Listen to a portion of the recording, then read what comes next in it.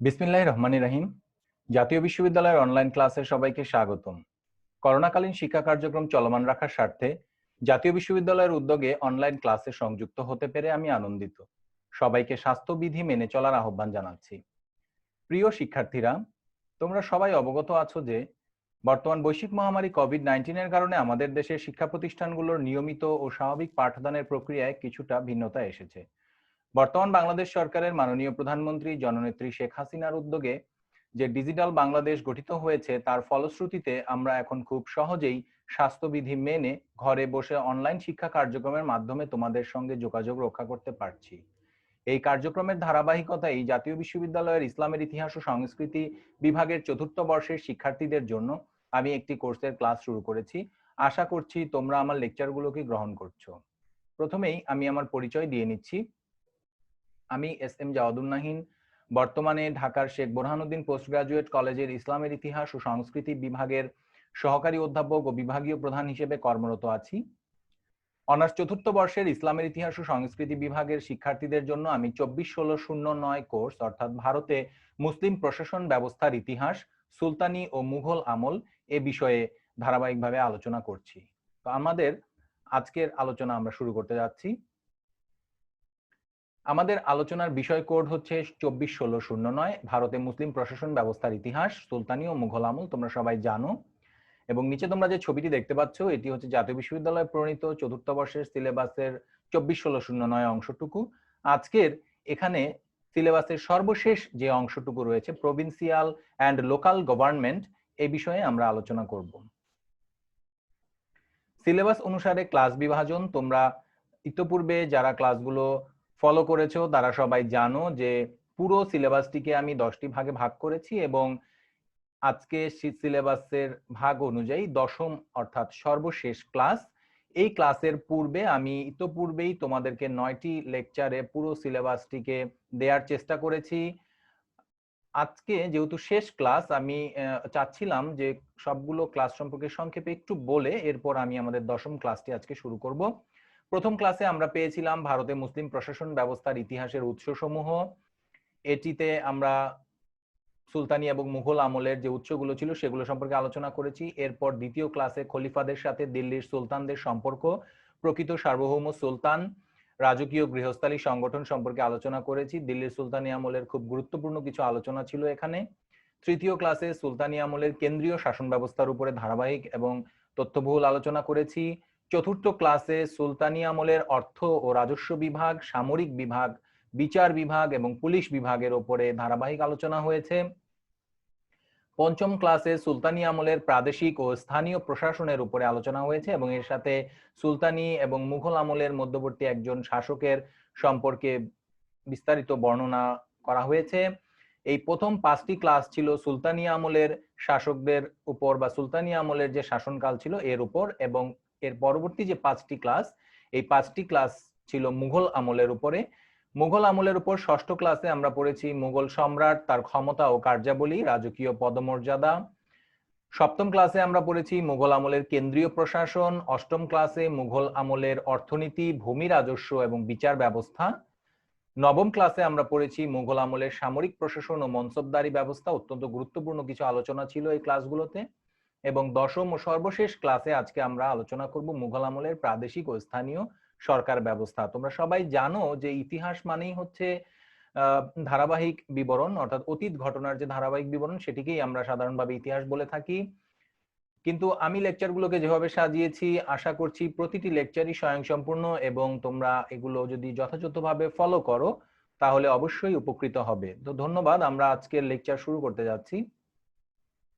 এখানে তোমরা দুটো ছবি দেখতে পাচ্ছ, একটি হচ্ছে আমাদের শিক্ষা প্রতিষ্ঠান জাতীয় বিশ্ববিদ্যালয়ের লোগো এবং অপরটি হচ্ছে মুজিব শতবর্ষের লোগো। তোমরা জানো জাতির পিতা বঙ্গবন্ধু শেখ মুজিবুর রহমানের জন্ম শতবার্ষিকীকে কেন্দ্র করে বর্তমান সরকার এই বছরটিকে মুজিব বর্ষ হিসেবে ঘোষণা করেছেন এবং সরকারি অন্যান্য প্রতিষ্ঠানের মতোই আমাদের শিক্ষা প্রতিষ্ঠানগুলোও যথাযোগ্য মর্যাদার সাথে এই বছরটি উদযাপন করছে। আমাদের আলোচনার যে কোর্স সেটি হচ্ছে ভারতে মুসলিম প্রশাসন ব্যবস্থার ইতিহাস, সুলতানি ও মুঘল আমল, এবং এই কোর্সের যে আজকে ক্লাস নম্বর 10 তার আলোচ্য বিষয় হচ্ছে মুঘল আমলের প্রাদেশিক ও স্থানীয় সরকার ব্যবস্থা। আমরা মুঘল আমলের কেন্দ্রীয় প্রশাসন পড়েছি। আমরা আজকের আলোচনায় দেখব মুঘল আমলের প্রাদেশিক ও স্থানীয় সরকার ব্যবস্থা কিরকম ছিল। ইতোপূর্বে আমরা দিল্লির সুলতানি আমলের কেন্দ্রীয় শাসন ব্যবস্থা পড়েছি এবং দিল্লির সুলতানি আমলেরও প্রাদেশিক ও স্থানীয় সরকার ব্যবস্থা পড়েছি। ফলে 3টি ক্লাসই কিন্তু আমাদের করা হয়ে গেছে এবং তারই ধারাবাহিকতায় আজকে আমরা মুঘলদের যে প্রাদেশিক ও স্থানীয় সরকার ব্যবস্থা ছিল সেই বিষয়ে আলোচনা শুরু করব। তো আমরা আমাদের আজকের ক্লাস শুরু করতে যাচ্ছি। মুঘল আমল, যেটা তোমরা সবাই জানো, 1526 থেকে 1857 খ্রিস্টাব্দ পর্যন্ত ভারতবর্ষে মধ্যযুগের শাসন ব্যবস্থায় শাসন করেছে এবং এই শাসন ব্যবস্থায় যে কেন্দ্রীয় শাসন, যে শক্তিশালী কেন্দ্রীয় শাসন ছিল, এই কেন্দ্রীয় শাসনের পাশাপাশি প্রাদেশিক এবং স্থানীয় শাসন ব্যবস্থার ইতিহাসটিও মুঘল আমলের জন্য অত্যন্ত গুরুত্বপূর্ণ। সম্রাট আকবর হতে শুরু করে সম্রাট আওরঙ্গজেব পর্যন্ত এই শাসকদেরকেই আমরা মূলত স্থানীয় শাসনে দক্ষতার পরিচয় দিতে দেখেছি। আমরা দেখেছি যে মুঘল আমলের যিনি সূচনাকারী ছিলেন সম্রাট বাবর এবং তার পুত্র সম্রাট হুমায়ুন, তাদের সময়কালে কিন্তু মুঘলদের প্রশাসন বা স্থানীয় প্রশাসন কোনোটাই তেমন ভাবে কার্যকরী হতে পারেনি। এরপর শেরশাহের হাত ধরে কেন্দ্রীয় প্রশাসনটা ব্যাপকভাবে পরিবর্তিত হয় এবং এর পরবর্তী সময়ে মুঘলরা পুনরায় যখন ক্ষমতা উদ্ধার করে এবং তারপর সম্রাট আকবরের শাসন আমল থেকেই আমরা মূলত দেখি যে মুঘলদের যে প্রশাসন ব্যবস্থা বা মুঘলদের যে স্থানীয় এবং প্রাদেশিক সরকার ব্যবস্থা সেটি আমূল পরিবর্তিত হয়। আমরা দেখি যে খোলাফায়ে রাশেদিন, মুসলমানদের যে প্রথম খলিফাদের যুগ ছিল, উমাইয়া আমল, আব্বাসীয় আমল এবং দিল্লির সুলতানি আমল, এই সবগুলো শাসন ব্যবস্থাই ছিল প্রাদেশিক এবং স্থানীয় সরকার ব্যবস্থা এবং সেটির অনুকরণেই অনেকটা মুঘল আমলের এই শাসন ব্যবস্থা, প্রাদেশিক এবং স্থানীয় শাসন ব্যবস্থাটি গড়ে উঠেছিল। মুঘল বংশের যিনি প্রকৃত প্রতিষ্ঠাতা ছিলেন সম্রাট আকবর, 1556 সাল থেকে 1605 সাল পর্যন্ত তিনি শাসন ক্ষমতায় অধিষ্ঠিত ছিলেন এবং সম্রাট আকবরের সময়কালেই তিনি তার যে সাম্রাজ্য, এটিকে এই নিম্নোক্ত যে 15টি সুবা আমরা দেখতে পাচ্ছি এখানে, এই সুবাগুলোতে বিভক্ত ছিল। প্রাথমিক অবস্থায় 12টি সুবাতে বিভক্ত ছিল সম্রাট আকবরের এবং পরবর্তী সময়ে শেষ যে 3টি সুবা রয়েছে, এই 3টি সুবা তিনি জয় করার পর সুবার সংখ্যা দাঁড়ায় 15টিতে। সুবা মানে হচ্ছে প্রদেশ হিসেবে, আমরা প্রদেশের সাথে অভিন্ন হিসেবে মনে করছি। তো সম্রাট আকবরের সময়কার এই 15টি সুবা কি কি ছিল সেগুলো আমরা একটু দেখি। এলাহাবাদ, আগ্রা, অযোধ্যা, আজমির, আহমদাবাদ, বিহার, বাংলাদেশ, দিল্লি, কাবুল, লাহোর, মুলতান, মালোয়া, বেরার, খানদেশ এবং আহমদনগর। এরপর আমরা দেখি যে মুঘলদের যে প্রাদেশিক সরকারের প্রশাসনিক কাঠামো, সেটি মুঘলদের যে কেন্দ্রীয় সরকার ছিল এটির একটি অবিকল ক্ষুদ্র চিত্র ছিল। আমরা ইতোপূর্বেই মুঘল আমলের কেন্দ্রীয় প্রশাসন পড়েছি। তো সুবার যারা কর্মকর্তা ছিলেন অর্থাৎ প্রদেশের, তাদের সম্পর্কে আমরা এখন একটু দেখব যে কারা কারা ছিলেন সুবার কর্মকর্তা। প্রথমেই ছিলেন গভর্নর বা সুবাদার, এরপর দিওয়ান, এরপর বকশি, এরপর আমরা পাবো সদর, এরপর কাজী, এরপর ফৌজদার, এরপর মীর বহর, এরপর হচ্ছে ওয়াকিয়া নবিস। এছাড়াও আরো অন্যান্য শাসনকর্তারাও ছিলেন, কর্মকর্তারাও ছিলেন, এদের সম্পর্কেও আমরা ধারাবাহিকভাবে আলোচনা করব। মুঘল প্রাদেশিক সরকারের যে প্রশাসনিক কাঠামো, এটিতে কেন্দ্রীয় সরকারের দপ্তরগুলোর মতোই এই যে প্রশাসনিক যে কাঠামোটি গঠিত হয়েছিল, এই প্রশাসনিক কাঠামোর সার্বিক কাজকর্মগুলো এই দপ্তরগুলোর মাধ্যমেই বিভক্ত ছিল। যদিও পূর্ত কার্য, শিক্ষা, ত্রাণ প্রভৃতি বিষয়ের জন্য পৃথক কোনো বিভাগ ছিল না, কিন্তু জনগণের সহায়তার জন্য উক্ত বিষয়গুলোও মোগল শাসনাধীনে সম্পাদিত হওয়ার ব্যবস্থা ছিল। একটি বিষয় এখানে উল্লেখযোগ্য যে আমরা কেন্দ্রীয় সরকারে মীর সামান নামে একটি গুরুত্বপূর্ণ প্রতিষ্ঠান পেয়েছিলাম, কিন্তু এই সময়কালে আমরা দেখি যে মীর সামান নামে বা তার অধীনস্থ কোনো প্রাদেশিক কর্মকর্তাকে কিন্তু আমরা এখানে দেখতে পাই না। তো আমরা এরপরে যে সুবার যে শাসনকর্তা বা কর্মকর্তারা ছিলেন তাদের সম্পর্কে আমরা একটু ধারাবাহিকভাবে আলোচনা করব। প্রথমেই আমরা দেখি যে দিল্লির সুলতানি আমলের গোড়ার দিকে প্রাদেশিক গভর্নরদেরকে বলা হতো ওয়ালি। আমরা এখানে দেখতে পাচ্ছি যে প্রাদেশিক গভর্নরদেরকে বিভিন্ন নামে এখানে বলা হতো। প্রথমেই দিল্লির সুলতানি আমলের গোড়ার দিকে তাকে বলা হতো ওয়ালি। লোদি এবং শেরশাহ সুরের যে শুরু করা সুর শাসন আমল, সেখানে তিনি একই ব্যক্তি হাকিম নামে পরিচিত ছিলেন এবং মুঘল সম্রাট আকবরের আমলে এই সুবেদার বা সিপাহসালার নামে তিনি পরিচিত ছিলেন এবং পরবর্তী সময়ে তাকে শুধুমাত্র সুবাহ বলা হতো। আর আকবরের পর থেকেই আমরা দেখি যে পরবর্তী যারা মুঘল সম্রাট ছিলেন তাদের সময়ে সুবার যিনি শাসনকর্তা ছিলেন তিনি নাজিম নামে পরিচিত ছিলেন। প্রাদেশিক গভর্নরের পরিচয় সম্পর্কে আমরা উপাধি সম্পর্কে আমরা জেনেছি, এবার তার অন্যান্য কাজ সম্পর্কে আমরা একটু জানি যে সাধারণত নিয়ম অনুযায়ী সুবায় সাধারণত জ্ঞানী গুণী অভিজ্ঞ দায়িত্বশীল ব্যক্তিদেরকে শাসন ব্যবস্থার সর্বোচ্চ পদটিতে নিযুক্ত করা হতো। এই সময় রাজপরিবারের যুবরাজ এবং উচ্চপদস্থ সম্ভ্রান্ত ব্যক্তিদের যারা পুত্র ছিলেন এদেরকেও এই পদে নিয়োগ করা হতো, কিন্তু তারা অনেক ক্ষেত্রেই যোগ্যতার পরিচয় দিতে পারতেন না বা চঞ্চলমতি হওয়ার কারণে এ সময় কিন্তু একজন উপ গভর্নর বা আতালিককেও নিয়োগ করা হতো। এই তারুণ্যের যে উচ্ছলতা এবং যৌবনের যে চঞ্চলতা, এই কারণে আতালিককেই মূলত গভর্নরের কাজটি করতে হতো এবং এই গভর্নর তিনি একটি শক্তিশালী কমিটি গঠন করতেন এবং আতালিক উপ গভর্নর রূপেই সেই শাসন ব্যবস্থা পরিচালনার জন্য সরাসরি দায়ী থাকতেন। যদিও যুবরাজ তারাই মূলত প্রাদেশিক গভর্নরের দায়িত্বে থাকলেও আতালিককেই মূলত তার কাজের জন্য জবাবদিহি করতে হতো। তবে আতালিকের অসামর্থ্য বা তার ইচ্ছাকৃত কর্তব্যের অবহেলার অভিযোগও যদি থাকতো, কেন্দ্রীয় সরকার যদি এরকম পেত, সাথে সাথে তাকে কিন্তু বরখাস্তও করত। আমরা দেখি মুঘল আমলে এরকম বেশ কিছু উদাহরণও পাই, যেমন সম্রাট শাহজাহানের শাসন আমলে মহাব্বত খান নামক একজন গুরুতর যোগ্য ব্যক্তি যিনি ছিলেন, তাকে দাক্ষিণাত্যের গভর্নর হিসেবে নিয়োগ করেন সম্রাট, কিন্তু তিনি কিন্তু সেখানে থাকা অপেক্ষা রাজদরবারে থাকতেই বেশি পছন্দ করতেন। তার পুত্র খান-ই জামানকে তিনি সেখানে তার সহকারী হিসেবে নিয়োগ করে তিনি কিন্তু কেন্দ্রেই থাকতেন। আর দ্বিতীয়ত আমরা দেখি যে গুজরাটের ভাইসরয় হিসেবে যখন বাকির খানকে নিয়োগ করা হয়, তখন তিনিও তার পুত্রকেই সেই প্রদেশের ভাইসরয় হিসেবে নিয়োগ করে তিনি কিন্তু কেন্দ্রেই অবস্থান করতেন।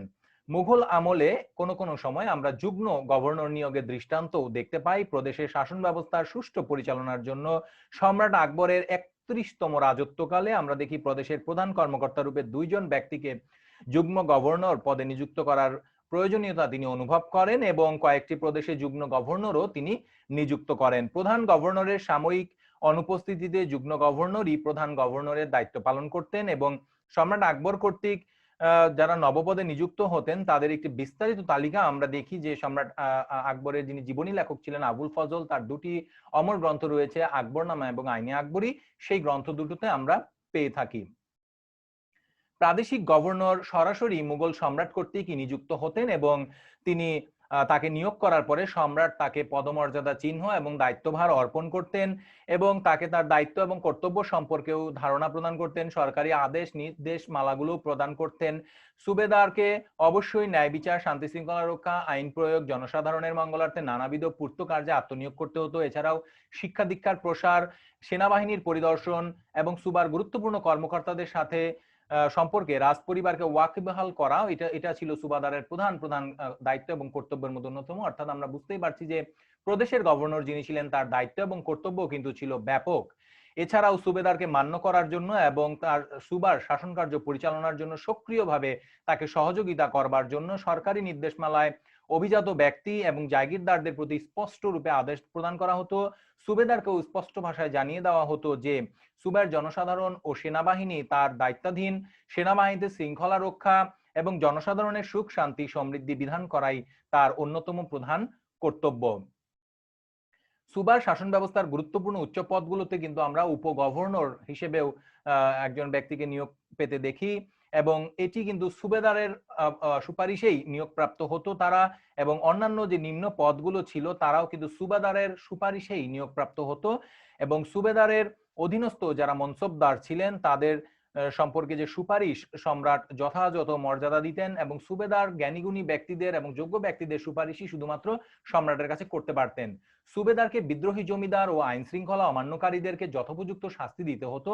সুবার গুরুত্বপূর্ণ ঘটনাবলীর বিবরণ সেগুলোকে ডাকচৌকির মাধ্যমে প্রতি মাসে অন্তত 2 বার রাজদরবারে প্রেরণ করতে হতো।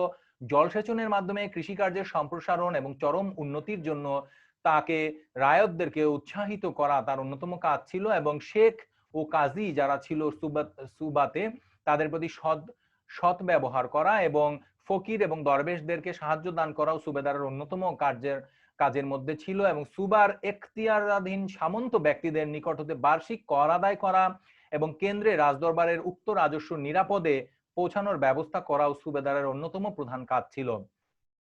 এছাড়াও সুবার যে পুলিশ বিভাগ ছিল সেখানকার সুবেদার তার বিশ্বস্ত এবং কর্তব্যপরায়ণ ব্যক্তি যাদেরকে তিনি চিনেন বা জানেন তাদেরকেই তিনি নিয়োগ করতেন এবং এবং কোতোয়ালের কাজকর্মও কিন্তু অনেকটাই গভর্নরকেও তদারকি করতে হতো। তিনি জাতি ধর্ম বর্ণ নির্বিশেষে সকলের ধর্মীয় স্বাধীনতাকে নিশ্চিত করার দায়িত্ব গ্রহণ করেছিলেন এবং শিক্ষা দীক্ষার প্রসারেও কিন্তু তিনি পৃষ্ঠপোষকতা করতেন। তো প্রাদেশিক গভর্নরের কিন্তু নানাবিধ দায়িত্ব ছিল এবং এই দায়িত্বগুলো তিনি যথাযথভাবে পালন করার চেষ্টা করতেন। প্রাদেশিক গভর্নরের পর আমরা যাকে পাই তিনি হচ্ছেন প্রাদেশিক দিওয়ান। তিনি হচ্ছেন সুবার দ্বিতীয় সর্বোচ্চ কর্মকর্তা এবং কেন্দ্রের দিওয়ান কর্তৃক তিনি নিযুক্ত হতেন। তবে কোনোভাবেই তিনি কিন্তু প্রদেশের যিনি সুবাদার ছিলেন তার নিম্ন পদস্থ ছিলেন না। অর্থ এবং রাজস্ব বিষয়ে গভর্নরের সমান ক্ষমতাই ছিল তার, কারণ তিনি কেন্দ্রীয় দিওয়ান কর্তৃক সরাসরি মনোনীত ছিলেন এবং তার নিকট সরাসরি সরকারি হুকুম পেতেন এবং তার নিকটই সরাসরিভাবে নিজের কর্তব্য পালনের সকল বিবরণী তিনি কিন্তু প্রদান করতেন। আর সর্বদাই তিনি কেন্দ্রের যিনি প্রধান দিওয়ান ছিলেন, কেন্দ্রীয় দিওয়ান, তার সাথে যোগাযোগ রক্ষা করতেন। প্রাদেশিক দিওয়ানের নিয়োগ, পদোন্নতি ও পদচ্যুতিও কেন্দ্রীয় সরকারই নিয়ন্ত্রণ করত এবং তিনি তার সকল কর্মকাণ্ডের জন্য একমাত্র কেন্দ্রীয় সরকারের কাছেই দায়বদ্ধ ছিলেন। অর্থ এবং রাজস্ব সংক্রান্ত বিষয়ে তিনি গভর্নরের সমান পদমর্যাদার অধিকারী ছিলেন এবং প্রাদেশিক প্রশাসনিক ব্যবস্থায় সুবাদারের যেমন ফৌজদার হতে নিম্নপদস্থ গ্রাম চৌকিদার পর্যন্ত কর্মচারীদের উপর কর্তৃত্ব ছিল, ঠিক তেমনি রাজস্ব সংক্রান্ত ব্যবস্থায় আমল গুজার থেকে শুরু করে নিম্নপদস্থ পাটোয়ারি পর্যন্ত কর্মচারীদের উপর দিওয়ানের কর্তৃত্ব কিন্তু বিস্তৃত ছিল। এই পদ্ধতি প্রকৃতিগত দিক থেকে অনেকটাই দ্বৈত শাসনের সাথে আমরা তুলনা করতে পারি, যে দুইজনকেই এই সময় একই সমান প্রায় একই সমান ক্ষমতা প্রদান করা হয়েছিল, যা এটি অনেকটাই চেক এন্ড ব্যালেন্স পদ্ধতির মতো, যাতে করে এখানে আমরা দেখি যে পদমর্যাদায় প্রাদেশিক দিওয়ান প্রদেশের প্রশাসনিক কাঠামোর দ্বিতীয় কর্মকর্তা এবং তিনি ছিলেন সুবাদারের একজন প্রধান প্রতিদ্বন্দ্বী। সুবাদার এবং দিওয়ান পরস্পরের উপর তীক্ষ্ণ নজর রাখতেন এবং ঈর্ষান্বিত দৃষ্টি তারা একে অপরের উপর রাখতেন এবং অবশ্যই গোপনে একে অন্যের কাজকর্মের যে তালিকা সেটি কেন্দ্রীয় সরকারের নিকট পাঠাতেন। বাস্তবিকই যখন কেন্দ্রীয় সরকারের তারা যখন জানতে পারতো যে সুবাদারের সাথে দিওয়ানের কোনো বিষয়ে মনোমালিন্য হচ্ছে বা বোঝাপড়া হচ্ছে না বা তারা ঝগড়া বিবাদে লিপ্ত হয়েছে, তখন কিন্তু তাদের একজনকে বা দুইজনকেই কেন্দ্রীয় সরকারের সম্রাট বা দিওয়ান, যিনি ছিলেন কেন্দ্রীয় সরকারের দিওয়ান, তারা কিন্তু তাদেরকে পদচ্যুত বা বরখাস্ত করে বা অন্য কোনো সুবাতে নিয়োগ করতে পারতেন। তো প্রাদেশিক দিওয়ানের যে কার্যাবলী এগুলো ছিল ব্যাপক এবং বিস্তৃত। তিনি সাম্রাজ্যের অর্থ এবং কেন্দ্রীয় সাম্রাজ্যের যিনি মানে প্রদেশের অর্থ এবং রাজস্ব বিভাগের প্রধান ছিলেন, তেমনি বাজেট অর্থাৎ আয় ব্যয়ের যে বার্ষিক আগাম হিসাব প্রস্তুত করার দায়িত্ব তার ছিল, রাজস্ব নির্ধারণ এবং রাজস্ব আদায় করা, আরোপ করা ইত্যাদি বিষয়েও কেন্দ্রীয় দিওয়ানের ন্যায় প্রাদেশিক দিওয়ানের অধীনে অনেক কর্মকর্তা এবং কর্মচারীদেরকেও নিযুক্ত করা হয়েছিল। আমরা দেখি দুটি গুরুত্বপূর্ণ গ্রন্থ মিরাটি আহমাদি এবং মাসিরুল উমারাতে প্রাদেশিক দিওয়ানের ক্ষমতা ও প্রভাবের বিস্তারিত বর্ণনা আমরা পেয়ে থাকি। সাধারণভাবে কৃষিকার্যের উন্নতির জন্য তিনি আপ্রাণ চেষ্টা করতেন। তাকে কোষাগারের প্রতিও তীক্ষ্ণ দৃষ্টি রাখতে হতো, যাতে করে কেউ আজ্ঞা ব্যতীত কোষাগার থেকে কোনো প্রকার অর্থ গ্রহণ করতে না পারত। এছাড়াও আমিলদের হিসাব নিকাশ তিনি কঠোরভাবে পরীক্ষা নিরীক্ষা করতেন এবং দুর্নীতিপরায়ণ আমিলদের পদচ্যুতির জন্য কেন্দ্রে তিনি অভিযোগও পেশ করতে পারতেন। আমিলের অবহেলার দরুন যদি কোনো অঞ্চলের রাজস্ব রীতিমতো আদায় না হতো, তাহলে অবশ্যই অনাদায়কৃত বকেয়া দেয় রাজস্বের 5% হিসেবে সহজ কিস্তিতে প্রত্যেক বছর আদায় করবার বন্দোবস্ত দিওয়ানকেই করতে হতো। এছাড়াও তিনি তাকাবি ঋণ আদায় করতেন। দিওয়ানকে সবসময় আয় ব্যয় পরীক্ষা নিরীক্ষার বিভাগের দায়িত্বভার গ্রহণ করতে হতো। বিভিন্ন বিভাগের জন্য বরাদ্দকৃত অর্থের খরচের উপরেও তিনি পূর্ণ নিয়ন্ত্রণ বজায় রাখতেন। প্রদেশের যাবতীয় সরকারি কাগজপত্র এবং দলিল দস্তাবেজ সংরক্ষণ ও দিওয়ানের দায়িত্বাধীনে ছিল। প্রশাসনিক বিভাগের সংশ্লিষ্ট প্রামাণ্য কাগজপত্র, সুবার সদর দপ্তরের কাগজপত্র, সকল সরকারি কর্মচারীর ব্যক্তিগত নথিপত্র, জায়গির প্রদান সংক্রান্ত দলিলপত্র, রাজস্ব আদায় ও আয় ব্যয়ের বিবরণী, প্রত্যেক পরগনায় এবং প্রত্যেক পরগনার সংখ্যা নির্দেশক কাগজ, খাদ্য সামগ্রীর মূল্যের তালিকা ইত্যাদি বিষয় দিওয়ানের দপ্তরেই সংরক্ষিত থাকতো। আমরা দেখেছি যে কেন্দ্রীয় দিওয়ান যেমন কেন্দ্রীয় অর্থ এবং রাজস্ব বিভাগের দায়িত্বে ছিলেন, প্রাদেশিক দিওয়ান তেমনি প্রতি প্রদেশের অর্থ এবং রাজস্ব বিভাগের দায়িত্বে ছিলেন এবং তিনি একা তার পক্ষে কিন্তু এতগুলো কাজ করা সম্ভব ছিল না এবং তিনি কিন্তু যথেষ্ট তার লোকবল ছিল। সেই লোকবল কি কি ছিল আমরা এক নজরে একটু দেখি। যে এই যে তালিকা রয়েছে, এখানে বিশাল একটি তালিকা রয়েছে। এই তালিকার যত কর্মকর্তা কর্মচারী রয়েছে সকলেই কিন্তু প্রদেশের দিওয়ানকে সহযোগিতা করতেন। তাদের মধ্যে ছিলেন পেশকার, ব্যক্তিগত সহকারী, একান্ত সহকারী, দারোগা, মুশরিফ, খাজাঞ্চি, হুজুর নবিশ, সুবা নবিশ, শুল্ক হিসাব রক্ষক, ওজনের হিসাব রক্ষক, মূল্য বিবরণী সংরক্ষক, সংবাদদাতা, দপ্তর বন্ধ, পিয়ন এবং প্রহরী, অর্থাৎ এত সকল কর্মকর্তা এবং কর্মচারীদেরকে নিয়ে প্রাদেশিক দিওয়ান কিন্তু তার সকল কর্মকাণ্ড সম্পাদন করতেন। প্রাদেশিক দিওয়ানের আলোচনা শেষে আমরা চলে যাচ্ছি আরো অন্য আরেকটি পদে, সেটি হচ্ছে প্রাদেশিক বক্সী। প্রদেশের নতুন সৈন্য সংগ্রহ, নিয়োগ, সেনাবাহিনীকে সুশৃঙ্খল অবস্থায় রাখা, সৈন্য সমাবেশ করা, সৈন্যদের প্রশিক্ষণের ব্যবস্থা করা, মনসবদার ও তাদের সৈন্যদের বেতনের দাবিপত্র মঞ্জুর করা এবং সেনাবাহিনীর অশ্ব ও অন্যান্য যে সকল জন্তু রয়েছে তা পরিদর্শন করা, অশ্ব চিহ্নিতকরণ পদ্ধতি গুলোকে কার্যকর করা ইত্যাদি বিষয়ে প্রাদেশিক বক্সির প্রধান কর্তব্যের মধ্যে ছিল। অর্থাৎ প্রাদেশিক বক্সির কার্যাবলীও ব্যাপক এবং বিস্তৃত ছিল এবং কেন্দ্রের যিনি মীর বক্সি ছিলেন ঠিক তেমনি এই প্রাদেশিক বক্সি তার দায়িত্ব এবং কর্তব্যগুলো নিজ নিজ প্রদেশেই পালন করতেন। এবং মিরাটুর আহমাদি যে গ্রন্থটির নাম আমরা দেখলাম, যে সেখানে বলা রয়েছে যে প্রত্যেকটি প্রদেশে কমপক্ষে 4 জন করে প্রাদেশিক বক্সি নিয়োগ করা হতো মুঘল আমলে, এবং এই নিয়োগপত্রটিতে যে মীর বক্সি ছিলেন কেন্দ্রের, তার দপ্তরের সিলমোহর সেখানে সংযুক্ত থাকতো। প্রাদেশিক বক্সির দপ্তরের সাথে রাজনৈতিক স্মারক ব্যক্তির দপ্তর সাধারণত সংযুক্ত থাকতো। কখনো কখনো একজন পৃথক স্মারক ব্যক্তিও নিয়োগ পেতেন প্রদেশগুলোতে। প্রাদেশিক বক্সির পর আমরা যার কথা আলোচনা করব তিনি হচ্ছেন প্রাদেশিক সদর ও প্রাদেশিক কাজী। প্রাদেশিক শাসন ব্যবস্থায় সদর হলেন ধর্ম বিষয়ক বিভাগের প্রধান এবং তিনি প্রদেশের ধর্ম সংক্রান্ত বিষয়গুলোকে তদারকি করতেন, আর তার সহকারী হিসেবে কাজী ছিলেন বিচার বিভাগের প্রধান। তিনি প্রত্যেক প্রদেশের বিচার ব্যবস্থা পরিচালনা করতেন এবং মুঘল শাসন আমলে প্রায়শই আমরা দেখি সদর এবং কাজীর বিভাগ দুইটি একত্রেই পরিচালিত হতো। এরপর আমরা একটি গুরুত্বপূর্ণ অংশ পাবো, ইনি হচ্ছেন কোতোয়াল বা নগর রক্ষক। যদিও ওখানে আমাদের প্রথমে আমরা যে তালিকা প্রদান করেছি সেখানে কোতোয়ালের নামটি আমরা উল্লেখ করিনি, কিন্তু এখানে অত্যন্ত গুরুত্বপূর্ণ একজন প্রদেশের কর্মকর্তা হিসেবে এই কোতোয়ালকে আমরা পাই। কোতোয়াল বা নগর রক্ষকের মূল দায়িত্ব ছিল প্রদেশ সরকারের সদর দপ্তরের কোতোয়াল কর্তৃক তিনি নিযুক্ত হতেন এবং তার দায়িত্ব এবং কর্তব্য ছিল ব্যাপক ও বিস্তৃত। তার কর্তব্যের মধ্যে ছিল শহরের নিয়মিতভাবে পাহারার বন্দোবস্ত করা, হাট বাজারকে নিয়ন্ত্রণ করা, উত্তরাধিকারবিহীন বিষয় সম্পত্তির তদারক করা এবং সেটি নিষ্পত্তি করা, অপরাধ, সামাজিক অপব্যবহার ও কুপ্রথা নিরোধ করা ইত্যাদি তার প্রধান কার্যাবলীর মধ্যে ছিল। এছাড়াও তিনি শহরের প্রত্যেক অঞ্চলের জনসংখ্যার হিসেব রাখতেন এবং তাদের মধ্যে শহরে যারা নতুন আগমনকারী অথবা শহর থেকে প্রস্থানকারী তাদের প্রতিও তিনি তীক্ষ্ণ এবং সজাগ দৃষ্টি রাখতেন। শহরের দৈনন্দিন যে সকল ঘটনাবলী সকল বিষয়ে তিনি লক্ষ্য রাখতেন এবং সরাইখানার উপরেও তিনি সতর্ক দৃষ্টি প্রদান করতেন এবং বেকার বালকদের জন্য চাকরির ব্যবস্থা করাও তার অন্যতম কর্মকাণ্ড ছিল। এছাড়াও শিশু হত্যা এবং বলপূর্বক সতীদাহ প্রথা রোধ করার ক্ষেত্রেও তিনি গুরুত্বপূর্ণ ভূমিকা রাখতেন। শহরের যে পতিতালয়গুলো ছিল সেগুলোর উপরেও তিনি গুরুত্বপূর্ণ ভূমিকা রাখতেন, সেখানে তিনি নজরদারি করতেন কারণ সেগুলো থেকে অনেক অপরাধ সংঘটিত হওয়ার সম্ভাবনা ছিল। কোতোয়াল প্রকৃতপক্ষে শহরের পুলিশ বাহিনীর প্রধান রূপে একজন পৌর কর্মকর্তা ছিলেন। জনগণের মধ্যে শান্তি শৃঙ্খলা বজায় রাখাই ছিল তার প্রধান দায়িত্ব এবং কর্তব্য। আদর্শ কোতোয়াল হিসেবে তার যে সকল দায়িত্ব কর্তব্য ছিল এগুলোর বর্ণনা আমরা সম্রাট আকবরের জীবনী লেখক আবুল ফজলের আইনে আকবরী গ্রন্থে পেয়ে থাকি।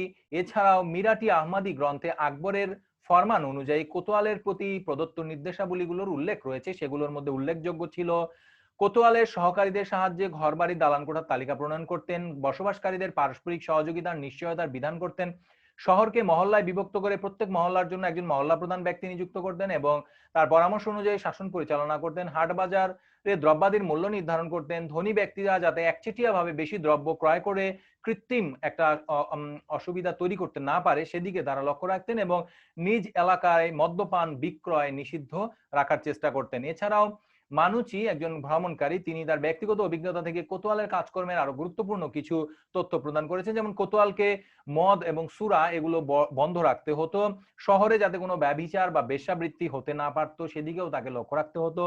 এছাড়া চোর, দস্যু এবং অপরাধী যারা রয়েছে তাদেরকে গ্রেপ্তার করতে হতো এবং কাজীর অধীনস্থ রূপে কাজীর হুকুম পালন করতে হতো। কোতোয়াল তার যে সনদ বা নিয়োগপত্র ছিল সেখানে সুস্পষ্টভাবে উল্লেখ করা ছিল যে তার এখতিয়ারে শহরে কোনো চুরি ডাকাতি হলে সেটার দায়ভার কিন্তু সম্পূর্ণরূপেই কোতোয়ালকেই বহন করতে হবে এবং শহরবাসী যাতে শান্তিতে ব্যবসা বাণিজ্য করতে পারে সেই দিকেও সজাগ দৃষ্টি রাখা ছিল কোতোয়ালের প্রধান দায়িত্ব ও কর্তব্য। এরপর কোতোয়ালের পরে আমরা চলে যাই নতুন আরেকজন ব্যক্তি, তিনি হচ্ছেন ফৌজদার। শান্তি শৃঙ্খলা রক্ষা করবার জন্য প্রদেশের সুবেদারের একজন প্রধান সাহায্যকারী ছিলেন তিনি, এবং ফৌজদারগণ সাধারণত গ্রাম অঞ্চলে পরগনায় আইন শৃঙ্খলা ও শান্তি রক্ষার্থে নিয়োজিত ছিলেন। নতুন ফৌজদার নিযুক্ত হবার পর তার শাসন নীতি এবং আচার ব্যবহার সম্পর্কে তাকে নানাবিধ উপদেশ দেওয়া হতো, এবং স্থানীয় জমিদারগণ যাতে নিয়মিত যথাযথভাবে রাজস্ব প্রদান করে তাকে উহার নিশ্চয়তাও বিধান করতে হতো। বিদ্রোহী জমিদারদেরকে শায়েস্তা করে তাদেরকে আইন মানতে বাধ্য করাও কিন্তু এই ফৌজদারের একটি গুরুত্বপূর্ণ দায়িত্ব ছিল। স্থানীয় কানুনগো, ওয়াকিয়া নবিস, ডাক হরকরা এই সকল কর্মচারীদেরকে শান্ত করে তাদের সপক্ষে আনার দায়িত্বও কিন্তু একজন ফৌজদারকেই পালন করতে হতো। নিয়োগপত্রে ফৌজদারের যে সকল কর্মকাণ্ডের কথা উল্লেখ রয়েছে সেগুলো সম্পর্কে বিস্তারিত আলোচনা আমরা বিভিন্ন গ্রন্থ থেকে পাই। যেমন ছোট ছোট অঞ্চলে শান্তি শৃঙ্খলা রক্ষা করার দায়িত্বে থানাদার পদে ফৌজদারকে উপযুক্ত লোক নিয়োগ করতে হতো। জাগিরদারদের প্রতিনিধি কিংবা খালসা জমির আমিল সামরিক সাহায্যের জন্য লিখিত আবেদন যদি না করতেন তাহলে ফৌজদার সেই সকল অঞ্চলে তিনি কোনো আক্রমণ করলে সেটি কিন্তু অনুচিত বলে গণ্য করা হতো। সংক্ষেপে আমরা বলতে পারি যে ফৌজদারের যে সকল কর্মকাণ্ড রয়েছে সেগুলো হচ্ছে যে ছোটখাটো বিদ্রোহ দমন করা, চোর দস্যু ডাকাতকে গ্রেফতার করা এবং নানা রকম অপরাধমূলক যে সকল কর্মকাণ্ড রয়েছে সেগুলোকে দমন করা, এবং দেশের বিভিন্ন অঞ্চলে অনেকটা সামরিক দলের অধিনায়ক হিসেবেই তাকে কেন্দ্র থেকে নিয়োগ করা হতো। এবং সরকার ও পরগনার ফৌজদারের পদমর্যাদা ও গুরুত্ব সীমান্ত সামরিক ফাঁড়ির ফৌজদারের পদমর্যাদা ও গুরুত্বের সমতুল্য। নিঃসন্দেহে ফৌজদার ছিলেন অত্যন্ত দায়িত্বপূর্ণ একজন কর্মকর্তা প্রদেশের, এবং যদিও প্রাদেশিক গভর্নরের একজন সাহায্যকারী ছিলেন তবুও সরাসরিভাবে তিনি কিন্তু কেন্দ্রীয় সরকারের সাথে যোগাযোগ রক্ষা করার ক্ষমতা তিনি রাখতেন। এবং এই কারণেই দেখা যায় অন্যান্য সুবার যে অন্যান্য উচ্চপদস্থ কর্মকর্তা রয়েছেন তাদের মতোই এই ফৌজদারের নিয়োগপত্র ফরমান ই সাবাতি দ্বারাই অনুমোদন করা হতো। তো ফৌজদারের পর আমরা যাকে পাবো তিনি হচ্ছেন মীর বহর।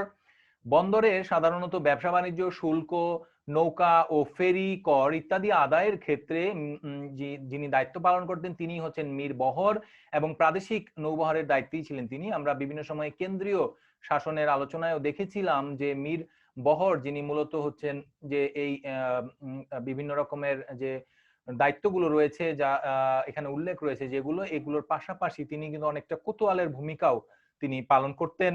মূলত আইন শৃঙ্খলা রক্ষার দায়িত্বের একজন গুরুত্বপূর্ণ কর্মকর্তাও তিনি ছিলেন। মীর বহরের পর আমরা যার কথা উল্লেখ করেছিলাম তিনি হচ্ছেন ওয়াকিয়া নবিস।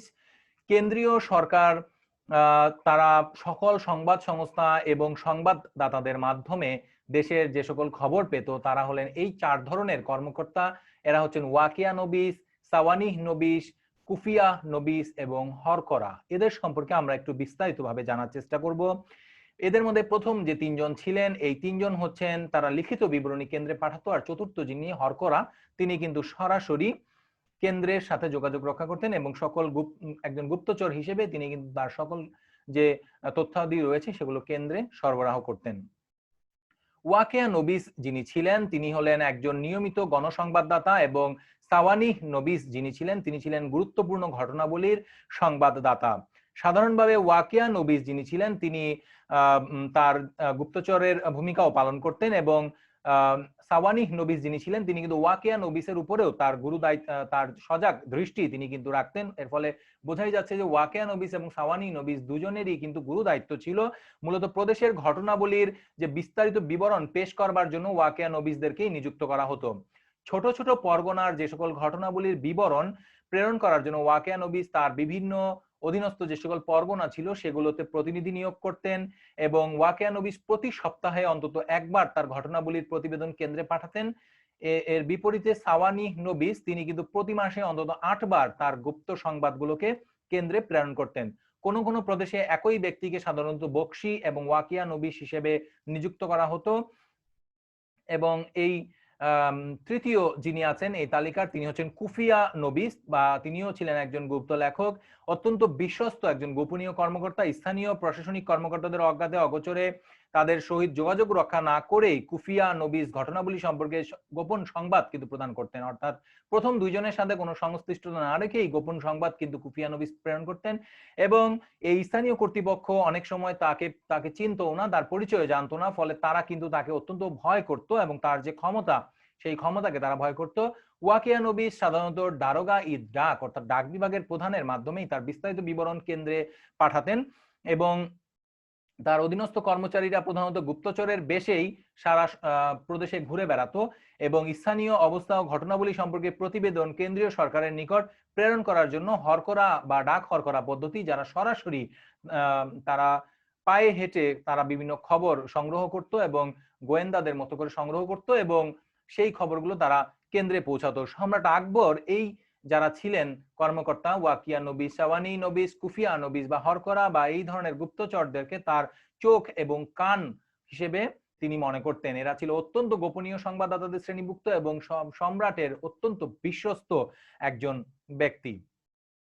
এরপর আমরা চলে আসি যে মুঘল আমলের একটি গুরুত্বপূর্ণ বিষয়। আমরা সাধারণভাবে যে প্রদেশের যারা শাসনকর্তা ছিলেন তাদের সম্পর্কে আলোচনা শেষ করলাম। এখন আমরা একটা জিনিস দেখব যে সম্রাট আকবর আমরা তাকে কেন্দ্রীয় সরকারের প্রধান শাসক হিসেবে চিনে থাকি। বিশেষ করে মুঘল আমলের কেন্দ্রীয় প্রশাসনকে তিনি সাজিয়েছেন, প্রকৃত প্রতিষ্ঠাতা ছিলেন, কিন্তু এর জন্য তাকে কিন্তু অনেক ঝক্কি পোহাতে হয়েছিল এবং প্রদেশের কর্মকর্তাদেরকে তদারক ও নিয়ন্ত্রণ করার প্রয়োজনেই তিনি এই ভারসাম্য রক্ষার নীতিটি অনুসরণ করেছিলেন এবং কেন্দ্রীয় সরকারের ক্ষমতা বৃদ্ধি করা আর প্রাদেশিক সরকারের ক্ষমতাকে খর্ব করার জন্য এই পদ্ধতি ছিল অত্যন্ত কার্যকর। আর এই বেশ কিছু পদ্ধতিতে এই ব্যবস্থাটিকে কার্যকর করেছিলেন সম্রাট। পরবর্তী শাসকরা কিন্তু সেটিকেই ফলো করেছিলেন। প্রথমত যেটি করেছিলেন যে গভর্নর যিনি ছিলেন তিনি কিন্তু প্রদেশে দীর্ঘদিন যাবৎ শাসন করতেন, কিন্তু তার যারা মন্ত্রীবর্গ ছিলেন তাদেরকে কিন্তু বদলি প্রথার ব্যবস্থা করা হয়। দ্বিতীয়ত গুপ্তচর বাহিনী এবং এই যে যারা ছিলেন ওয়াকিয়া নবিস বাহিনী এদেরকে কিন্তু গোপনে সম্রাট চালিয়ে দিতেন সেই তার বিভিন্ন প্রদেশগুলোতে, ফলে তারা কিন্তু সকল গোপন খবরাখবরগুলো সংগ্রহ করত। তৃতীয়ত প্রদেশে অনেকটা দ্বৈত শাসন ব্যবস্থা কিন্তু প্রচলিত ছিল, যেখানে একজন গভর্নর এবং একজন দিওয়ান তারা কিন্তু একে অন্যের উপর তীক্ষ্ণ নজরদারি করতেন। চতুর্থত সম্রাট স্বয়ং মাঝে মধ্যে প্রদেশগুলোকে পরিদর্শন করতেন, যার ফলে আমরা দেখি যে যারা গভর্নর ছিলেন তারা কিন্তু সরাসরি তাদের ক্ষমতা বৃদ্ধি করার যে বিষয়টি সেটি থেকে কিন্তু তারা বের হয়ে আসতে পারত। ফলে এই ব্যবস্থাটি অত্যন্ত গুরুত্বপূর্ণ ছিল মুঘল আমলে এবং এই ভারসাম্য রক্ষার মাধ্যমেই মূলত মুঘল সম্রাটরা তাদের যে প্রদেশগুলো ছিল সেগুলোকে তারা নিয়ন্ত্রণ করে থাকতো। এরপর আমরা দেখব যে স্থানীয় সরকার ব্যবস্থায় আমরা প্রথম যে ধাপটি দেখলাম সুবা, এরপরে আরো তিনটি ধাপ রয়েছে: সরকার, পরগনা এবং পরগনা বা মহাল এবং গ্রাম্য পরিষদ। আমরা দেখব যে সরকার শাসন ব্যবস্থার প্রধান কর্মকর্তা ছিলেন সরকার শাসন ব্যবস্থায় ফৌজদার, আমলগুজার, কোতোয়াল এবং কাজী। এদের মধ্যে ফৌজদারকে বলা হতো হুজুর এবং আমলগুজারকে বলা হতো মল। এদের মধ্যে ফৌজদার ছিলেন প্রশাসনিক প্রধান আর আমলগুজার ছিলেন রাজস্ব প্রধান। আইনে আকবরীতে আইনি ফৌজদারের কথা উল্লেখ পাওয়া যায়। ফৌজদারকে প্রশাসনের তিনটি শাখা যথা রাজস্ব, পুলিশ ও সামরিক বাহিনীর দায়িত্ব পালন করতে হতো। রাজস্ব সংক্রান্ত ব্যবস্থায় সম্পূর্ণ দায় দায়িত্ব ছিল আমল গুজারের, কিন্তু যখন কৃষকগণ অবাধ্য হয়ে উঠতো তখন আমল গুজারকে কিন্তু ফৌজদারের সহায়তাই গ্রহণ করতে হতো। স্থানীয় সেনাবাহিনী সুসজ্জিত রাখা, শৃঙ্খলা বজায় রাখা এবং নিয়মিত পরিদর্শন করাও এই ফৌজদারের অন্যতম কর্তব্য ছিল। রাজস্ব ব্যবস্থাটি সম্পূর্ণভাবে আমল গুজার নজরদারি করতেন। এছাড়াও তারা এই দুজন ছাড়াও বিচার এবং ধর্ম বিষয়ক দায়িত্বপ্রাপ্ত দুজন ব্যক্তি ছিলেন প্রত্যেক সরকারে, তারা হলেন কাজী এবং কোতোয়াল। বিশেষভাবে উল্লেখযোগ্য যে ফৌজদারের কিন্তু বিচার করার ক্ষমতা ছিল না। সরকারের শাসনে ফৌজদার গভর্নরের প্রতিনিধি রূপেই একজন আইন শৃঙ্খলা রক্ষার দায়িত্ব নিযুক্তপ্রাপ্ত ব্যক্তি ছিলেন। সরকারের পরবর্তী যে প্রশাসনিক একক পরগনা বা মহাল, সেখানে আমরা দেখব যে এই শাসন ব্যবস্থায় প্রধান কর্মকর্তা ছিলেন শিকদার এবং সরকারের ফৌজদার ও কোতোয়ালের দায়িত্বই তিনি সাধারণত পালন করে থাকতেন। শিকদার ছাড়াও দুইজন ব্যক্তি ছিলেন, একজন হলেন আমিল, একজন হলেন কাজী। তো আমরা দেখি যে পরগনার যিনি প্রশাসনিক প্রধান তিনি ছিলেন শিকদার। তিনি সাধারণভাবেই সকল দায় দায়িত্ব পালন করতেন এবং সরাসরিভাবে কৃষকদের সাথে যোগাযোগ রক্ষা করা, রাজস্ব নির্ধারণ করা দায়িত্বগুলো আমিলকেই পালন করতে হতো এবং পরগনার যে আইন শৃঙ্খলা রক্ষা ও দুষ্ট লোকেদেরকে শাস্তি প্রদানের ক্ষমতা সেটি শিকদার প্রাপ্ত ছিলেন এবং সাধারণভাবে পরগনার সুষ্ঠু শাসন পরিচালনাই তার প্রধান কাজ ছিল। আমিল কিংবা অন্য কোনো কর্মচারীর হাতে কিন্তু এই ক্ষমতাটি ছিল না। শিকদার, জাগিরদার ও দারোগা পরগনার অন্তর্গত শহরে তিনি সমাজবিরোধী ভয়ঙ্কর চরিত্রের লোকদের আগমন প্রত্যাবর্তনের প্রতি তীক্ষ্ণ দৃষ্টি রাখতেন। অনেকটা কোতোয়ালের কাজগুলো ছিল যে পরগনা শাসনের প্রধান রূপে তিনি কিন্তু ফৌজদার ও কোতোয়ালের প্রতিনিধিত্বই সাধারণত করতেন এবং পরগনার সার্বিক যে কর্মকাণ্ড ছিল সেগুলো তদারকি করতেন। স্থানীয় শাসন ব্যবস্থায় এই পরগনা বা মহালের যে নিয়ন্ত্রণ, এই ব্যবস্থায় কিন্তু শিকদারের ভূমিকা অত্যন্ত গুরুত্বপূর্ণ ছিল। পাশাপাশি আমিল যিনি ছিলেন তিনিও কিন্তু অত্যন্ত গুরুত্বপূর্ণ ভূমিকা পালন করতেন। আর এই পরগনার একজন গুরুত্বপূর্ণ ব্যক্তি ছিলেন কাজী, যিনি ছিলেন দেওয়ানি বিচারের দায়িত্বপ্রাপ্ত। কারণ শিকদার সরাসরি কিন্তু কোনো বিচারের দায়িত্বপ্রাপ্ত ছিলেন না। এরপর আমরা দেখব গ্রাম পরিষদ। মুঘল আমলের স্থানীয় শাসন ব্যবস্থায় গ্রাম্য সম্প্রদায় পদ্ধতি ছিল একটি বিশেষ স্থান অধিকার করে আছে, কারণ গ্রাম্য স্থানীয় শাসন ব্যবস্থা ছিল ক্ষুদ্রতম একক আর গ্রামবাসীরা তাদের স্বীয় মনোনীত গ্রাম প্রধানের মাধ্যমেই গ্রাম পরিষদ বা পঞ্চায়েত নামেই এটি পরিচালিত হতো। এবং আমরা দেখি যে গ্রাম পরিষদ সাধারণভাবে কোনো কোনো গ্রামে আমরা ব্যতিক্রম দেখতে পাই যে ভিন্ন ভিন্ন পঞ্চায়েত ছিল এবং তারাই সাধারণত দেওয়ানি, ফৌজদারি, ধর্মীয়, সামাজিক সকল বিবাদের মীমাংসা করতেন এই সকল প্রদেশে। সাধারণত আরব দেশের প্রত্যেক গোত্রের বয়োবৃদ্ধদের সংসদের অনুরূপী ভারতের প্রত্যেকটি গ্রামে একটি করে পরিষদ ছিল এবং গ্রাম পঞ্চায়েতের গঠন সম্পর্কে বলা যায় যে কোনো সামাজিক শ্রেণী, বর্ণ অনুযায়ী তারা কিন্তু বিভিন্ন রকমের তাদের বিচারগুলো করে থাকতেন। মুঘল সরকার খুব বড় ধরনের কোনো সমস্যা না হলে কিন্তু গ্রাম পরিষদ বা পঞ্চায়েতে কিন্তু তারা হস্তক্ষেপ করতেন না। সাধারণভাবে দেওয়ানি, ফৌজদারি, ধর্মীয়, সামাজিক সকল বিবাদের মীমাংসা ছাড়াও ঝগড়া বিবাদ নিরাপত্তা বিধানের জন্য পাহারার বন্দোবস্ত করা, শিক্ষা ব্যবস্থা, স্বাস্থ্যকর ব্যবস্থার উৎকর্ষ সাধন, পূর্ত কার্য, দরিদ্রদের ত্রাণ, চিকিৎসা ব্যবস্থা, খেলাধুলা, আমোদ প্রমোদ, উৎসবাদির ব্যবস্থাপনা ইত্যাদি সকলই ছিল পঞ্চায়েতের স্বাভাবিক কাজকর্মের অন্তর্গত। প্রাচীন গ্রাম্য সম্প্রদায়গুলোর মতোই ঝগড়া বিবাদ গ্রাম্যপ্রধানের মধ্যস্থতাই সাধারণভাবে সম্পন্ন হতো এবং গ্রাম্যপ্রধান স্বয়ং ছোট ছোট বিবাদগুলো মীমাংসা করতেন। কিন্তু অধিক গুরুত্বপূর্ণ বিষয়গুলো সাধারণভাবে বয়োবৃদ্ধদের দ্বারা গঠিত একটি কমিটির মাধ্যমেই কিন্তু নিষ্পত্তি করা হতো। মুঘল সম্রাটদের সতর্ক দৃষ্টি ছিল, তারা তাদের সুবার কর্মকর্তা এবং পরবর্তীতে তাদের সরকার ও পরগনার কর্মকর্তাদের মাধ্যমে এই গ্রাম পঞ্চায়েতের উপর তীক্ষ্ণ দৃষ্টি রাখতেন। ফলে গ্রাম পঞ্চায়েতগুলো কিন্তু অবাধ্য হতে পারতো না। অর্থাৎ গ্রাম পঞ্চায়েতগুলো কিন্তু মুঘল সরকারের সরাসরি অনেকটা নিয়ন্ত্রণে ছিল। আমরা আমাদের যে মুঘল সরকারের আলোচনা, এই স্থানীয় এবং প্রাদেশিক সরকারের আলোচনা, এটি প্রায় শেষ করে এনেছি। আমরা একটু দেখবো যে মুঘল আমলের যে প্রাদেশিক ও স্থানীয় শাসন ব্যবস্থা ছিল এটি ছিল সম্পূর্ণভাবেই কেন্দ্রীয় সরকারের অনুরূপ। কারণ কেন্দ্রে ছিলেন ওয়াজির বা ওয়াকিল, প্রদেশে ছিলেন গভর্নর বা সুবাদার, কেন্দ্রে ছিলেন দিওয়ান বা কেন্দ্রীয় দিওয়ান এবং প্রদেশে ছিলেন প্রাদেশিক দিওয়ান, কেন্দ্রে ছিলেন মীর বক্সি, প্রদেশে ছিলেন বক্সি বা 4 জন করে বক্সি। আমরা দেখলাম এক একটি প্রদেশে কেন্দ্রে ছিলেন সদর ও সুদূর এবং প্রত্যেক প্রদেশেই ছিলেন একজন করে সদর ও কাজী। কখনো কখনো প্রদেশগুলোতে সদর ও কাজী একই সাথে দায়িত্ব পালন করতেন। এবং কেন্দ্রে ছিলেন কাজীউল কুজ্জাত এবং প্রদেশে ছিলেন কাজী, যেটা আমি বললাম যে সদর এবং কাজী প্রায় ক্ষেত্রেই কিন্তু আমরা দেখি যে অনেক সময় মুঘল আমলে তারা কিন্তু একইভাবে দপ্তর পরিচালনা করতেন। মোটামুটি ভাবে মুঘল আমলের যে প্রাদেশিক সরকার এবং স্থানীয় সরকার এটি ছিল সম্পূর্ণভাবেই কেন্দ্রীয় সরকারের অবিকল প্রতিরূপ। আর এই কারণেই কেন্দ্রীয় সরকারের যিনি সম্রাট ছিলেন, মুঘল সম্রাট, তিনি কিন্তু খুব সহজেই তার বিভিন্ন কর্মকর্তার মাধ্যমে প্রদেশগুলোকে নিয়ন্ত্রণে রাখতে পারতেন। আমরা শুরুতেই বলেছি সম্রাট আকবরের সময় 15টি প্রদেশ ছিল, যা পরবর্তী সময়ে সম্রাট আওরঙ্গজেবের সময়ে এসে প্রায় 21টি প্রদেশে পরিণত হয়। কিন্তু সেই শাসন ব্যবস্থার অনুরূপ কিন্তু সম্রাট আকবর যা করে গিয়েছিলেন সেই অনুরূপই ছিল। আমাদের আলোচনায় আমরা প্রয়োজনীয় বিভিন্ন গ্রন্থের কথা বিভিন্ন ক্লাসে বলেছি। তোমাদেরকে আমি আজকের ক্লাসে আবারও বলছি যে এ.কে.এম. আব্দুল আলিমের ভারতের মুসলিম শাসন ব্যবস্থার ইতিহাস গ্রন্থটি তোমাদের জন্য অত্যন্ত গুরুত্বপূর্ণ। এছাড়াও এখানে অনেকগুলো গ্রন্থের নাম উল্লেখ রয়েছে। এই গ্রন্থগুলো তোমাদেরকে অত্যন্ত গুরুত্বপূর্ণ তোমাদের জন্য। বিশেষ করে এখানে রয়েছে যে কে.এম. আব্দুল আলিমেরই আরেকটি বই ভারতের মুসলিম রাজত্বের ইতিহাস, এম মোহর আলীর a brief survey of Muslim rule in India অত্যন্ত গুরুত্বপূর্ণ বই, আব্দুল আজিজের the mansabdari system and the Mughal army অত্যন্ত গুরুত্বপূর্ণ এই বইগুলো, ইরফান হাবিবের বইগুলো অত্যন্ত তথ্যবহুল এবং গুরুত্বপূর্ণ। এছাড়াও গুরুত্বপূর্ণ বইয়ের মধ্যে এস এ কিউ হুসাইনের অ্যাডমিনিস্ট্রেশন আন্ডার দ্য মুঘলস অত্যন্ত গুরুত্বপূর্ণ। স্ট্যানলি লেইনপুলের যে বইগুলো রয়েছে, medieval India under Muhammadan rule, এরপর রয়েছে আরসি মজুমদারের যে এবং এইচ.সি. রায়চৌধুরী, কে.কে. দত্তার an advance history of India, এছাড়াও ঈশ্বরী প্রাসাদের গ্রন্থ দুটো তোমাদের জন্য খুবই গুরুত্বপূর্ণ, খুব সহজ ভাষায় ইংরেজিতে লেখা, বিশেষ করে short history of the Muslim rule in India, অত্যন্ত সুন্দর এবং সহজ ভাষায় লেখা বই। যদুনাথ সরকারের গ্রন্থ মুঘল অ্যাডমিনিস্ট্রেশনে, তিনি অনেক বিষয়ে মুঘলদের উপরে তিনি কিছু নেতিবাচক ভাবে তিনি লিখেছেন, সমালোচনা করার চেষ্টা করেছেন, আবার সেগুলোকে তিনি আবার যথাযথ ব্যাখ্যা প্রদানও করেছেন। কোনো কোনো ক্ষেত্রে মুঘলদেরকে তিনি সেগুলোর পক্ষে তিনি আবার যথাযোগ্য ইতিবাচক মনোভাব প্রদর্শন করেছেন। ভি.আই. স্মিথের the Oxford history of India গুরুত্বপূর্ণ বই, আর.পি. ত্রিপাঠী, আই.এইচ. কুরেশির মুঘল অ্যাডমিনিস্ট্রেশন অত্যন্ত গুরুত্বপূর্ণ গ্রন্থ।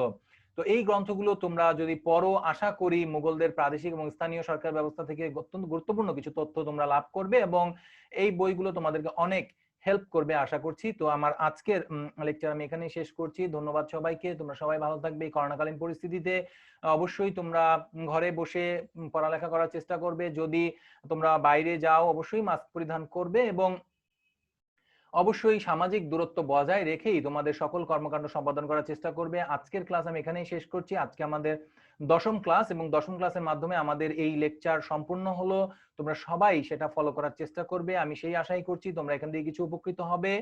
সবাই ভালো থাকবে। পরবর্তীতে কখনো হয়তো আবার দেখা হবে সেই আশা ব্যক্ত করে আমি আজকে শেষ করছি। ধন্যবাদ সবাইকে।